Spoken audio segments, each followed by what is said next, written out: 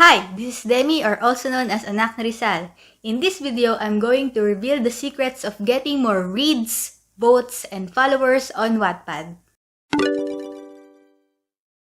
Hey guys! Welcome back to my YouTube channel. Nagbabalik na naman ang inyong paboritong writer. Kamusta naman kayong lahat? I hope you're all doing great and always safe. Meron akong good news na i-share sa inyo. So recently, I reached 400,000 followers or readers in Wattpad. So thank you so much sa lahat ng Demistics or my readers for supporting my works. And I can't believe it na parang noon lang ay nag-start ako sa 0 followers and now akalain mo meron na akong 400,000 readers. So, thank you so much. That's why I'm doing this video so that I can share to you my experiences and yung knowledge ko kung paano ko ba narating yung point na magkaroon ng ganitong karaming followers from 0 and yun nga, nag-grow siya ng ganito. So, ano ba yung mga tip na pwede kong mabibigay sa'yo? So, watch this video until the end para ma-absorb nyo lahat ng techniques and secret technique na i-reveal ko sa pinakahuling tip. So, stay tuned. And yep, before we begin, you know the drill. Please kindly like this video and share it to your friends. And please subscribe to my YouTube channel for more awesome content. Sisimulan ko yung mga tips sa mga don'ts o yung mga bagay na huwag mong gagawin. So, una na hindi mo dapat gawin is yung mag-promote ng stories sa kwento ng ibang author sa Wattpad or mag-spam ka ng mga promotion sa message board ng ibang authors. And pangalawa, never ask na magpa-follow to follow.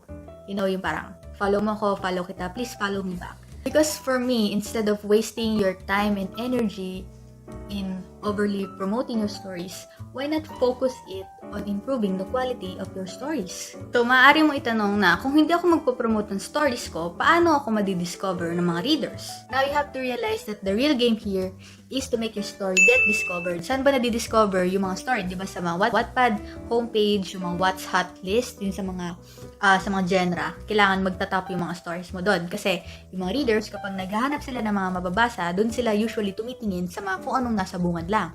Well, that's sad, pero that's how the game works in Wattpad, kung paano ka ma-discover. And aside from that, na-discover din yung works mo through recommendations, di ba? Kapag nagbabasa ka, makikita mo dun sa kilid or sa pag-scroll mo, may isasuggest si Wattpad. So, paano ka mapupunta dun sa point na isasuggest ni Wattpad yung story mo? Because that's what I did nung nagsisimula pa lang ako. I-name ko talaga na palagi ako mapipeature sa What's Hot and palagi ako dapat nagtatap. Dinefine ko na yung clear goal or objective mo to get your story discovered is to reach the What's Hot list. And mas maganda kung palagi kang nagtatap sa pataas, like 100 pataas. Kasi yun yung nasa bungad eh. Kasi pag nag-scroll ka, yun kagad yung nakikita nila. There are millions of users, readers, and writers in Wattpad. And there's a possibility na milyong storya ang nasa Wattpad. Yun. So, paano ka makikipag-compete dun sa milyong story na yun para makapunta ka sa What's Hot? Tip number 1 is you have to improve your writing. You have to make sure that your story is unique and creative and you're always thinking outside the box. Now, paulit-ulit ko na itong sinasabi sa mga writing tips ko sa mga nakaraan kong video na hindi mo kailangan maging perfect na writer. Hindi mo kailangan magsulat ng perfect na story, yung tipong flawless, yung tipong mali. It's given, magkakamali ka. Magkakaroon ka ng maraming grammatical errors, English man or Tagalog. In short, become a better writer. Huwag ka na, please, maging mediocre or cliche. Tip number 2, you have to write smarter. You have to plan your story very well. Kasi sa Wattpad, ang advantage nung kay Wattpad, hindi siya kasi totally formal writing platform. Unlike sa mga traditional books before, di ba? Maaari na yung isang chapter, pwede mo siyang ma-divide according sa plano mo kung paano mo ma-distribute yung wisely yung bawat eksena ng chapter. And ang magkagandahan kasi dito is the more na mas maraming parts, the more na mas maraming reads and votes. And isa yun sa mga importanteng factor kung paano ka malalagay sa What's Hot. Tip number 3, make a good impression. Dito sa tip number 3, ang ibig kong sabihin to, kailangan mo-win mo yung click nila. Dito sa tip number 3, meron kang dapat 4 na factor na i-improve. Una, cover. Natalakay ko niyan sa video ko na how to make a cover. Nasabi ko na doon na kailangan yung cover mo ay attractive and malakas makaagaw ng attention. Kasi maraming mga readers ang naaakit sa mga cover pa lang. Isa na ako doon. Next na factor ay title. Kailangan makuha mo yung attention nila sa title. Now, hindi pa ako gumagawa ng video dito kung paano gumawa ng title, and soon, kasi maraming nagre-request, kailangan title pa lang, mahatak mo na yung mga readers. Next factor is story description. Ito yung hindi ko na-master noon na sobrang importante pala yan. Yung story description, kumbaga yun yung parang logline. For example, di ba, naghahanap ka ng movie sa Netflix. Bago mo panoorin yan, binabasa mo muna yung parang description niya. And dun pa lang sa description na yun, magde-decide ka kung panonoorin mo ba yung movie na yun o hindi. Ganon din sa Wattpad. Sa story description, kailangan bigyan mo si readers ng background kung tungkol saan yung story mo para mag-decide siya kung babasahin niya pa or not. Hindi naman kailangan sobrang haba ng story description. Yung iba, naglalagay sila ng logline tapos may kasamang summary. Pero mas okay sana kung yung parang logline lang or yung maikse. Kasi nandun pa lang sa mga sentences na yun, parang 2-3 sentences mas maganda. Nandun na lahat ng parang plot kung ano yung i-expect nila. Pero at the same time, hindi mo sila ini-spoil. Meron pa ring out of mystery kung tungkol saan yung story mo para ma-curious sila kung tungkol saan yun. And the last factor is the chapter 1.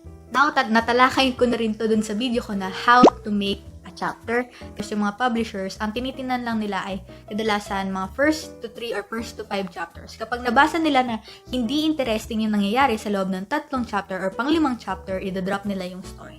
So, okay lang din naman siguro kahit hindi kailangan pasabog agad yung chapter 1 mo. Basta, yung mga first chapters mo, kailangan meron silang impact. So, kung di mo pa napapanood yung video ko about kung paano gumawa ng amazing chapter, so you can check that out. Tip number 4 is to keep them reading. Again, nabanggit ko na rin to dun sa video na how to make a chapter. You have to make your readers curious. You have to make them want more kung ano yung mangyayari. Like for example, yung nangyari sa akin sa kwento ni Biatch na No One Will Know. Hindi ko talaga nabitawan yung story na yun kasi every mag-end yung chapter, parang gustong-gusto kong malaman kung ano yung susunod na mangyari. So, and when I'm writing The Peculiar Tale before, ang ginawa kong technique nun is lagi akong nagki-cliffhang and laging merong questions at the end of the chapter na talagang sobrang curious yung mga readers to the point na nagka-comment sila kung ano yung next na mangyari, yung mga theory, ganyan-ganyan, etc. Tip number 5, pinag-isa ko na lang, is yung know your genre or know your brand.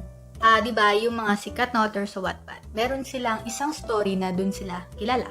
Like, magbigay tayo ng example. Si Ibarra. Ano yung brand niya? Saan siya kilalang genre? Kilala siya sa mga pagiging mystery thriller na writer. Nagsusulat siya ng mga detective stories. And next, kunwari, si Miss April Libery. Kilala siya sa pagiging Queen of Fantasy in Wattpad kasi yun yung brand niya. Yun yung genre niya, fantasy. And as for me, ang naging brand ko is, as of the moment, before, nung di pa ako nagsimula magsulat ng mga inspired series, ang brand ko noon is science fiction. Nagsulat ako ng science fiction fantasy stories, and now, kasama na sa brand ko ngayon yung mga inspiring youth and yung mga stories about hope, inspiration, motivation. So, ang point ko dito is you have to define your own brand kung saang genre ka nag-excel, and I suggest na doon ka mag-focus. Nasabi ko na rin sa iba kong writing tip dun sa 10 utos ng pagsusulat na huwag kang magsusulat dahil iyon yung uso. Magsulat ka dahil iyon yung gusto mo, doon ka magaling, doon ka interesado. Wala rin naman problema kung ikaw yung tipo ng author na marami kang genre na sinusulat and sa tingin mo parang kaya mong versatile ka or parang flexible ka sa lahat ng genre. Wala naman problema dun. Pero kailangan mag-establish ka pa rin ng isang point kung saan ka makikilala ng mga readers mo. Parang, kapag narinig yung username mo, ito siyang author. Parang, ito yung mga stories na sinusulat niya. So, that's one of the goal. Tip number 6, ito madaling-madali lang, be a good Wattpad citizen. Be the type of reader you would like to have. And kailangan i-consider mo na lahat ng magiging actions mo in social media or in reality is magre-reflect sa kung anong klaseng writer ka. So, it's not just about being a good Wattpad citizen, but as an overall good human being, a good, better writer. And please don't forget to be sincere. Kumbaga, kung binabasa mo yung work sa iba and nagko-comment ka, siguraduhin mo na sincere ka lang talaga. Hindi yung parang halatang na nag-expect ka ng pabalik. Tip number 7 is to promote your story. I know, sinabi ko nung una yung mga don'ts na wag mag-overly promote. Pero ang ibig ko sabihin dito, you have to promote it properly and professionally.